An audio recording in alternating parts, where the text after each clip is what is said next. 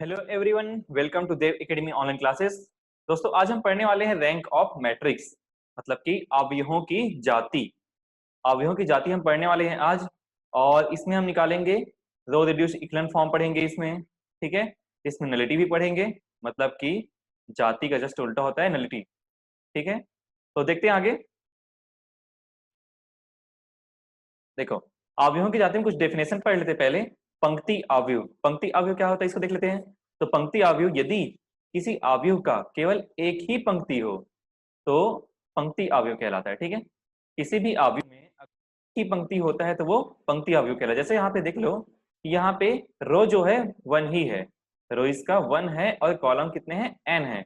यहाँ पे रो वन है, यहाँ पे कॉलम फोर है, तो ये दोनों क्या हो गए, रो मैट्रिक्स हो गए। जैसे अगर हम बोल दें कि अगर यहाँ पे 1 2 3 4 5 6, तो ये हमारे पास में रो मैट्रिक्स नहीं होगा, क्योंकि यहाँ पे दो रो आ चुके हैं।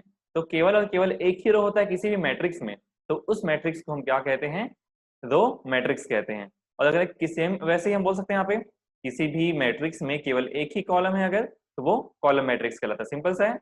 ओके, देखो आगे। किसी अवयव के पंक्ति एवं स्तंभ सदिश। ठीक है, अभी हम लोग वेक्टर की बात करेंगे। किसी अवयव के रो और कॉलम वेक्टर क्या कहना है, या फिर कैसे कैसे हम निकाल सकते हैं। जैसे हमारे पास में कोई मैट्रिक्स है, m क्रॉस n ऑर्डर का कोई मैट्रिक्स हमारे पास में है, a12 up to so on a1n, a21 a22 up to so on a2n, ये हमारे पास। और यहाँ और आगे बढ़े तो am1 am2 up to so on amn, ये हमारे पास एक मैट्रिक्स हो गया। तो अगर पर्टिकुलर एक एक रो को लिया जाए, ठीक है, अगर पर्टिकुलर एक एक रो को लें तो क्या हो जाता है, रो मैट्रिक्स बन जाता है, और उसी को हम क्या कहते हैं, रो वेक्टर भी कहते हैं।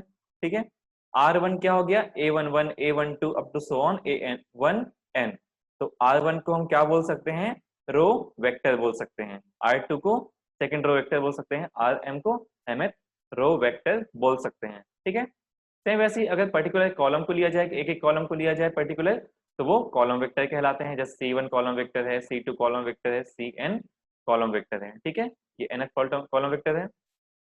अब देखो, जितने इसमें R1 R2 Rn क्या हो गया, रो वेक्टर हो गया, और C1 C2 Cn क्या हो गया, कॉलम वेक्टर हो गया। ठीक है, चलिए आगे बढ़ते हैं। देखो, अब आते हैं एस्लॉन अवयव क्या होता है, इसको देख लेते हैं। एस्लॉन मैट्रिक्स क्या होती है। हम क्या करेंगे, एस्लॉन मैट्रिक्स में चेंज करके उसका रैंक निकालेंगे। हम रैंक में ही पहुंचेंगे लास्ट में, उसके पहले हम पढ़ लेते हैं एस्लॉन अवयव या एस्लॉन मैट्रिक्स क्या होता है। यह एक अवयव है जिसमें निम्नलिखित गुणधर्म होते हैं। ठीक है, जैसे शून्य पंक्ति यदि कोई है तो वह बॉटम पर उपस्थित होगा। ठीक है, बॉटम मतलब कि सबसे नीचे वाले जो रो हैं उसको हम क्या कहेंगे, बॉटम रो कहेंगे। ठीक है, अगर जीरो मैट्रिक्स है, किसी भी मैट्रिक्स में जीरो वेक्टर है, ठीक है, वेक्टर की बात किए थे, जीरो रो वेक्टर है, तो वो क्या हो जाता है, बॉटम पे उपस्थित रहना चाहिए। ठीक है, बॉटम पे ही रहना चाहिए। जैसे 1 2 3 4 हो गया, 5 6 7 8 हो गया, और बाकी एक जो रो है वो 0 0 0 0 है, तो उसको क्या रहना चाहिए, बॉटम पे, या फिर या बोल दें इसको सबसे नीचे उपस्थित रहना चाहिए। ठीक है, अब ये दो वेक्टर R1 R2 Ri क्रम से शून्येतर पंक्तियों को लिखा जाए, तब Ri+1 की अग्रक प्रविष्टि मतलब पहली प्रविष्टि, Ri कोई रो है जिसकी पहली प्रविष्टि क्या होनी चाहिए, Ri+1 की पहली प्रविष्टि, Ri की पहली प्रविष्टि के दृढ़ता दक्षिण दिशा में स्थित होनी चाहिए, मतलब राइट साइड में उपस्थित होना चाहिए। ठीक है, देखो इसमें अभी एग्जांपल समझ में आ जाएगा आपको। देखो आगे एग्जाम्पल, जैसे हमारे पास ये कोई मैट्रिक्स है, ठीक है, कोई मैट्रिक्स हमारे पास में ए दिया हुआ है 1 2 5 8 9 -3, इस प्रकार दिया हुआ है मैट्रिक्स। तो देखो, अगर कोई भी जीरो मैट्रिक्स है, ए या बी किसी भी मैट्रिक्स में, तो उसे एसलॉन अवयव होने के लिए बॉटम पे उपस्थित होना चाहिए। जैसे यहाँ पे दो जीरो मैट्रिक्स है तो उसको बॉटम पे रहना चाहिए। ठीक है, उसके बाद में अगर एक मैट्रिक्स नहीं है तो उसमें जितने भी ज्यादा जीरो वाले रो हैं, ज्यादा जीरो वाले जितने भी रो हैं उसको बॉटम पे आपको रखना पड़ेगा। ठीक है, अब देखो और क्या बोला गया था, आर आई प्लस वन की पहली प्रविष्टि, जैसे ये हम मान लेते हैं आर आई प्लस वन, मतलब कि आर फोर हो गया, ये आर फोर हो गया, तो आर आई क्या हो जाएगा, आर थ्री हो जाएगा।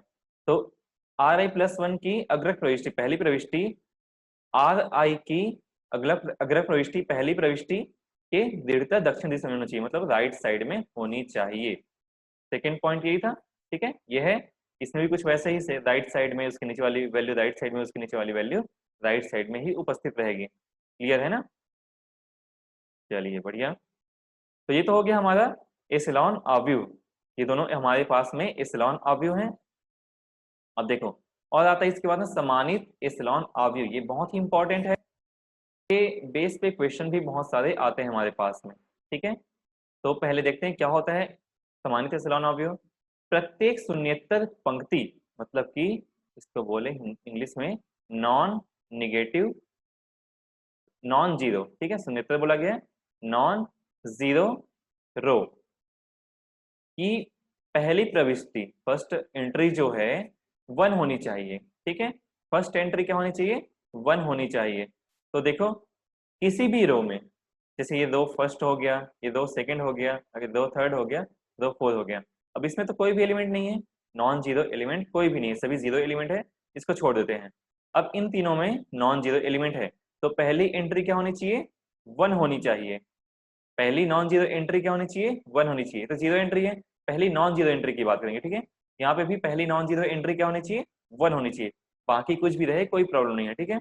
उसके बाद क्या बोला जा रहा है, प्रत्येक स्तंभ जो एक पंक्ति के अग्रक प्रविष्टि को अंतर्विष्ट करता है सभी अन्य प्रविष्टियां शून्य हो। मतलब कि अब कॉलम की बात कर रहे हैं, प्रत्येक कॉलम में एक रो की अग्रक प्रविष्टि पहली प्रविष्टि, देखो जैसे ये हमारा एक रो हो गया, रो का फर्स्ट एलिमेंट वन हो गया। अब इस कॉलम में क्या होना चाहिए, बाकी जो एंट्री है वो जीरो होना चाहिए, ठीक है, बाकी जो एंट्री है वो जीरो होना चाहिए। जैसे यहाँ पे तीनों जीरो हो गए, इसमें वन है, ये तीनों जीरो हो गए, इसमें वन है पहली प्रविष्टि, तो इसके जो कॉलम है वो तीनों जीरो हो गए। तब ये क्या कहलाएगा, पंक्ति समानित एसिलॉन अवयव या फिर समानित एसिलॉन अवयव कहलाएगा। क्लियर है? कोई डाउट होगा फिर से रिपीट कर लेना, और अगर कहीं पे भी अगर डाउट अब भी लगता है तो आप मुझे कमेंट सेक्शन में बता सकते हैं, ठीक है। ओके चलो आगे बढ़ते हैं। इसके बाद है क्वेश्चन है एक हमारे पास में, निम्नलिखित अवयव को पंक्ति समान रूप में समानयन कीजिए। तो देखो हमारे पास एक मैट्रिक्स है 2 3 0 1 1 0 1 2 -1 1 1 -2 1 5 3 -1।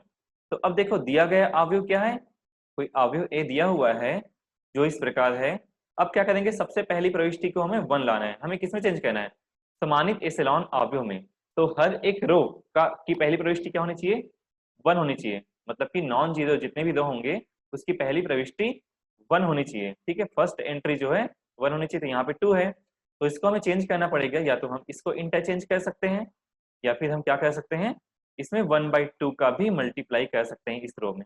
तो हम 1/2 का मल्टीप्लाई तो नहीं करेंगे, हम इसको इंटरचेंज कर देंगे, मतलब कि 1 0 1 2 किस में आ गया, फर्स्ट रो पे आ गया, और जो फर्स्ट रो में 2 3 0 1 था वो कहाँ चले गया, सेकेंड रो में चले गया, ठीक है। यहाँ पे देख सकते हैं आप 1 0 1 2 2 3 0 1, और बाकी जो दो हैं वो सेम है, जैसे कि -1 1 1 -2 1 5 3 और -1। क्लियर है? अब देखो अब क्या करेंगे, ये तो हमारे पास में वन आ चुका है, अब हम तीनों को जीरो करेंगे, क्योंकि किसी भी समानित एसिलॉन अवयव के लिए उसके कॉलम के सारे जो एलिमेंट हैं वो जीरो होने चाहिए। मतलब फर्स्ट जो एंट्री है वो तो वन हो चुकी है, बाकी जो एंट्री होगी वो जीरो होनी चाहिए। तो जीरो करने के लिए हमें संक्रिया लगाना पड़ेगा। संक्रिया कौन सी लगाएंगे, जैसे यहाँ पे R1 है, अगर यहाँ पे ये R2 है तो R2 को हमें जीरो करना है, तो R2 को चेंज करना पड़ेगा। तो R2 is changing to R2 minus 2R1। अगर ऐसा संक्रिया लगाते हैं तो क्या हो जाएगा, ये जो है जीरो हो जाएगा। अगर ये जीरो हो गया फिर इसमें क्या करेंगे, इसमें 2 का मल्टीप्लाई करके इसे माइनस करेंगे, तो 3 माइनस जीरो हो जाएगा, क्योंकि 2 का मल्टीप्लाई करेंगे जीरो ही मिलेगा। यहाँ पे 3 आएगा, अब यहाँ पे 0 -2 हो जाएगा, ठीक है। 0 माइनस टू इक्वल टू -2 आ गया, और 1 माइनस 4 इज इक्वल टू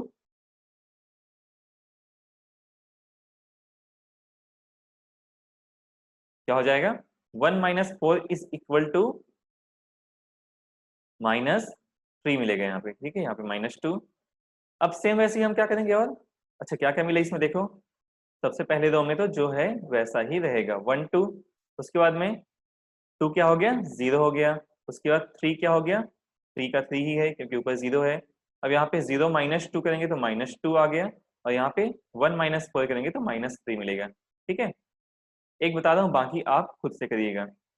अब देखो यहाँ पे -1 है, अगर इन दोनों को ऐड कर दें, ठीक है, R1 और R3 को ऐड कर दिया जाए तो वहां पे 0 आ जाएगा, ठीक है।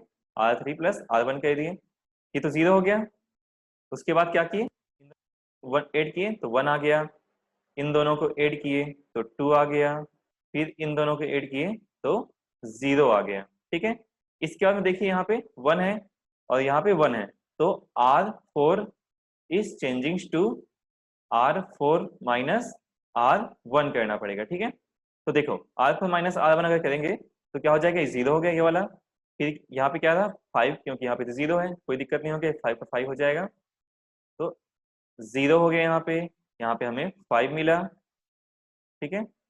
और यहाँ पे क्या मिला, 3 माइनस 1, तो हमें 2 मिलेगा यहाँ पे, और -1 प्लस 2 इज इक्वल टू, अच्छा -1 माइनस 2 इज इक्वल टू -3 मिलेगा यहाँ पे, ठीक है। तो देखो इसके आगे, ये तो हमारे पास जो एंट्री जो मिली है उसको देखते हैं नेक्स्ट पेज में, वही मिला है 1 0 1 2, फिर 0 3 -2 -3, 0 1 2 0 और 0 5 -3 मिलेगा, ठीक है। अब क्या करेंगे, अब सेकेंड रो को देखेंगे, सेकेंड रो की पहली नॉन जीरो प्रविष्टि क्या होनी चाहिए, 1 होनी चाहिए, ये तो 1 नहीं है, फिर से इंटरचेंज कर दिए, तो रो 3 का जो है रो 2 में चले गया, रो 2 का कहाँ चले गया, रो 3 में चले गया, तो 0 1 2 0 आ गया यहाँ पे, 0 3 -2 -3 हो गया, ठीक है। अब क्या करेंगे, ये 0 1 आ चुका है, अब इन दोनों को हम 0 करेंगे, तो उन दोनों को 0 करने के लिए संक्रिया लगाए, ये दोनों 0 हो गए, और यहाँ पे कुछ एलिमेंट मिले हैं जो कि दोनों दो यहाँ पे सेम दिख रहे हैं। अगर R4 माइनस R3 अगर कह दें तो ये दोनों 0 हो जाएंगे, लेकिन हमें सबसे पहले क्या करना पड़ेगा, इसको 1 लाना पड़ेगा। इसको 1 लाने के लिए हम क्या करेंगे, -1/8 से R3 में मल्टीप्लाई करेंगे, ठीक है। देखो यहाँ पे R3 में -1/8 से मल्टीप्लाई कर दिए, ये तो 1 आ गया, यहाँ पे 3/8 आ गया। अब ये 1 आ चुका है तो हम इन तीनों को 0 करेंगे, क्योंकि उसका कॉलम जो है 0 होना चाहिए। वो जो भी एक पहली प्रविष्टि जो है यहाँ से 1 आ चुकी है नॉन प्रविष्टि, तो उस कॉलम को हमें बाकी एंट्री को 0 करना पड़ेगा, ठीक है। तो देखो ये 1 आ चुका है, और संक्रिया लगा के हम इन दोनों को भी 0 कर दिए। फिर यहाँ पे कुछ हमारे पास एंट्री मिले हैं, अब क्या कहना है, अब लास्ट देखना है, लास्ट रो में अगर कोई नॉन जीरो एंट्री है उसको 1 कहना है, नॉन जीरो एंट्री नहीं है तो अब यहीं तक छोड़ देना है। हम इसको क्या मान के चले, बी मान के चले, यहाँ पे कुछ भी एंट्री हो हमें कोई प्रॉब्लम नहीं रहनी चाहिए, ठीक है। इसमें अगर नॉन जीरो प्रविष्टि नहीं है या फिर इसमें 1 नहीं है तो बाकी को 0 कहने की जरूरत ही नहीं है, यही हमारा लास्ट आंसर हो जाएगा, ठीक है। तो देखो यहाँ से हम इसको बी मान लिए, बी क्या हो गया, अभिष्ट पंक्ति का समानित एसेलॉन फॉर्म हो गया। अब हम ए का रैंक निकालेंगे, ए इज इक्विवेलेंट टू किसके इक्विवेलेंट है, इस मैट्रिक्स के इक्विवेलेंट है। तो अब हम क्या करेंगे, देखो जितने भी नॉन जीरो रो होंगे, ठीक है, नॉन जीरो रो जितने भी होंगे वही उसका रैंक कहलाता है, ठीक है। तो यहाँ पे ये फर्स्ट नॉन जीरो रो हो गया, ये सेकंड नॉन जीरो रो हो गया, और ये थर्ड नॉन जीरो रो हो गया, तो इसकी रैंक कितनी हो जाएगी, 3 हो जाएगी। बहुत सिंपल है, जितने भी नॉन जीरो रो होंगे उतने ही इसकी रैंक होगी। देखो यहाँ पे एक जीरो रो मिल गया है तो ये इसकी रैंक नहीं होगी, हम इसको इसकी नलिटी कहेंगे, आगे पढ़ेंगे उसको। नलिटी को हम कुछ इस प्रकार डिनोट करते हैं, nullity of A is equal to क्या हो जाएगा, 1 हो जाएगा। मतलब कि जितने भी जीरो रो मिलेंगे वही उसकी नलिटी कहलाती है, शून्यता कहते हैं उसको हम, ठीक है। ठीक है, चलो आगे बढ़ते हैं फिर।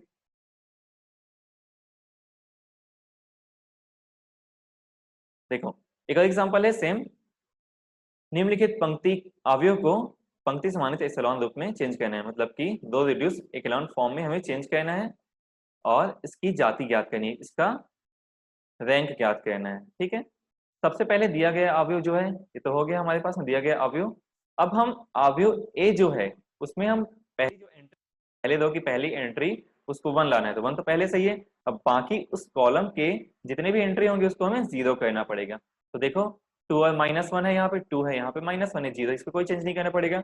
यहाँ पे 2 है और यहाँ पे -1 है, तो हम दोनों को 0 करेंगे। दोनों को 0 करने के लिए संक्रिया लगाएंगे। R2 is changing to R2 - 2R1, ठीक है। R2 is changing to R2 - 2R1, इसमें -2 का मल्टीप्लाई करके इसमें ऐड कर दिए तो 0 हो गया। सेम वैसे इसमें -2 का मल्टीप्लाई करके इसमें ऐड कर दिए तो ये -4 हो जाएगा, ठीक है। और यहाँ पे 1 - 4 इज इक्वल टू -3 मिलेगा, जो कि यहाँ पे है। और 4 - 6 इज इक्वल टू -6, यहाँ पे 4 है तो क्या मिलेगा, -2 मिलेगा, तो यहाँ पे -2 मिला। सेम वैसे यहाँ पे भी ऑपरेट करना है, दोनों को ऐड कर देना है। तो 1 - 1 0 हो गया, 2 - 1 1 आ गया, उसके बाद 3 + 2 5 आ गया, ठीक है। ओके, देखो इसके आगे अब क्या करेंगे, अब इसको 1 लाएंगे। इसको 1 लाने के लिए या तो -3 से -1/3 से मल्टीप्लाई कर को, या फिर इन दोनों को इंटरचेंज करो। ज्यादा सिंपल रहेगा इन दोनों को इंटरचेंज करने के लिए, तो हम उन दोनों को इंटरचेंज कर देते हैं, ठीक है। तो R2 इंटरचेंजिंग टू R3, ठीक है, के प्रयोग से। अब A इज इक्विवेलेंट टू 1 2 3, तो ये कुछ चेंज नहीं हो रहा है। अब यहाँ पे देखो हम क्या किए, इन दोनों को इंटरचेंज किए थे। अब जो वैल्यू आया यहाँ पे 1, अब इस 1 से हम इन तीनों को 0 करेंगे। इस 1 से हम इन तीनों वैल्यूज को 0 करेंगे, क्लियर है। तो देखो यहाँ पे ये 1 आ चुका है, संक्रिया लगाए। इसके लिए R1 is changing to R1 - 2R2, उसके बाद R3 is changing to R3 + 3R2, फिर R4 is changing to R4 - R2 कर दिए। ये तीनों 0 हो गए हमारे पास में। और यहाँ पे जो वैल्यूज आए हैं उसको और देख लेते हैं। अब थर्ड रो में आते हैं, सेकेंड रो का काम हो गया। थर्ड रो पे आते हैं, थर्ड रो की पहली नॉन जीरो एंट्री जैसे यहाँ पे 13 है, हम उसको 1 लाएंगे। 1 लाने के लिए 1/13 से उस रो को उस रो में 1/13 से मल्टीप्लाई करना पड़ेगा, जैसे R3 में 1/13 से मल्टीप्लाई किए, ठीक है। तब क्या होगा, ये 1 आ जाएगा। उसके बाद में इन तीनों को हम 0 लाएंगे क्योंकि वहां पे एक 1 आ चुका है, ठीक है। ये 1 आ गया, अब बाकी तीनों को हम क्या करेंगे, 0 करेंगे, ठीक है। तो यहाँ पे 5 हो गया, यहाँ पे -7 हो गया, यहाँ पे -8 हो गया। सेम उसी प्रकार यहाँ पे संक्रिया लगा देंगे, ठीक है, ऑपरेशन लगा देंगे। तो ये तीनों अब 0 हो चुके हैं। अब इसकी रैंक निकालनी है हमें। अच्छा, रैंक को हम डिनोट करते हैं रो ऑफ ए से, ठीक है। रो ऑफ ए से रैंक डिनोट करते हैं। कितने नॉन जीरो एंट्री है, फर्स्ट नॉन जीरो 2 है, सेकंड नॉन जीरो 2 है, थर्ड नॉन जीरो 2 है, और फोर्थ जो है 0 है। तो यहाँ पे रैंक कितनी हुई, 3 हुई। जितने भी नॉन जीरो 2 होंगे वही उसकी रैंक होगी। अब इसकी नलिटी क्या होगी, यहाँ पे भी देख लेते हैं नलिटी के बारे में। तो नलिटी जो है सिर्फ 1 0 2 है, तो इसकी नलिटी क्या हो जाएगी, 1 हो जाएगी, क्लियर है। ओके, आगे बढ़ते हैं फिर, ठीक है। बहुत सिंपल सिंपल चीज है, कोई डाउट होता है आप मुझे कमेंट सेक्शन में बता सकते हैं। अब देखो आगे, किसी अवयव के उप सारणिक। अब उप सारणिक क्या होते हैं, जैसे हमारे पास में कोई मैट्रिक्स है, उसका अगर उप सारणिक निकालते हैं किस प्रकार निकालेंगे उसको देखेंगे। तो यहाँ पे डेफिनेशन लिखा हुआ है, आप पढ़ सकते हैं। किसी m क्रॉस n कोटि के अवयव एक के कोई r पंक्तियों, ठीक है, r पंक्तियों और r स्तंभों, r क्या होना चाहिए, m और n से छोटा होना चाहिए, ठीक है, बड़ा ना हो। मतलब कि अगर कोई मैट्रिक्स हमारे पास में 3 × 4 का हो तो r जो है मैक्सिमम 3 हो सकता है, 3 से ऊपर नहीं होगा, ठीक है। अब देखो m1 n से बड़ा ना हो, और रो और कॉलम जो है उसके उप सारणी के हमेशा इक्वल होते हैं। जैसे 3 है तो ये भी 3 होना चाहिए, अगर यहाँ पे 4 है तो ये भी 4 होना चाहिए। रो और कॉलम हमेशा इक्वल होते हैं, ठीक है। के सारणिक को एक का आर कोटि का उप सारणिक कहते हैं। जैसे यहाँ पे त्रिकोटि के एक सारणिक हमें दिए हुए हैं, ये उसका एक उप सारणिक हो जाएगा। सारणिक मतलब डिटरमिनेंट लेते हैं तो हम क्या होता है, मॉड लगाते हैं, यहाँ पे डिटरमिनेंट के साइन लगाते हैं। हम ऐसा भी ले सकते हैं 2 3 5 6 को भी ले सकते हैं, हम 4 5 7 8 को भी ले सकते हैं इसका उप सारणिक, या फिर पूरा का पूरा मैट्रिक्स को भी इसका उप सारणिक ले सकते हैं। तो मैंने एग्जांपल के लिए यहाँ पे बताया है, एक उप सारणी क्या हो जाएगा, 1 2 4 5 हो जाएगा, जो हम यहाँ से लिए, ठीक है। अब आव्यूह की जाति रैंक ऑफ मैट्रिक्स क्या होती है, एक आव्यूह की जाति आर कही जाती है, ठीक है। जो हमने उप सारणी का जो इसका रैंक निकाले थे वही उसकी रैंक जो है मैट्रिक्स के रैंक कहलाएगी, ठीक है। यदि और केवल यदि कम से कम एक आर कोटि का उप सारणिक का मान शून्य नहीं है, किसी अवयव की जाति को 2 ऑफ ए से निरूपित करते हैं। मतलब कि ऐसा कोई नॉन जीरो उप सारणिक ले लें या फिर नॉन जीरो माइनस ले लें, उप सारणिक को माइनस कहते हैं। तो नॉन जीरो ऐसा आर कोटि का उप सारणिक ले लें जो कि उसका डिटरमिनेंट जीरो मत आए, ठीक है, नॉन जीरो आए, ठीक है। तो देखो इसके आगे एग्जांपल से क्लियर हो जाएगा। जैसे हमारे पास कोई मैट्रिक्स है, ठीक है। अब सबसे पहले हम क्या करेंगे, ये तो एक उप सारणिक है ही इसका, तो पहले पूरे का डिटरमिनेंट निकाल लेते हैं। अगर नॉन जीरो आता है तो इसकी जो रैंक होगी वो क्या होगी, 3 होगी, क्योंकि इसका उप सारणिक क्या होगा, 3 क्रॉस 3 का होगा, अगर पूरा का पूरा मैट्रिक्स को लेंगे तो, ठीक है।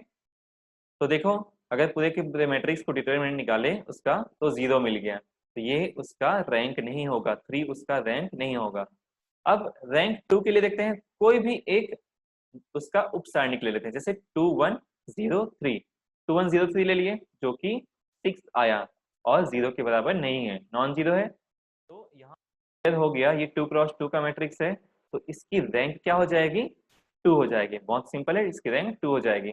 अगर ये भी 0 हो जाता तो 1 के लिए देखते हैं, 1 क्रॉस 1 के लिए अगर 1 नॉन जीरो आता, कोई भी एक 1 क्रॉस 1 मैट्रिक्स नॉन जीरो आता या फिर डिटरमिनेंट नॉन जीरो आता, तब हम उसकी रैंक बोल सकते थे, उसकी रैंक क्या होगी, 1 होगी करके। और यहाँ पे 2 आ चुका है तो इसकी रैंक क्या हो जाएगी, 2 हो जाएगी, ठीक है।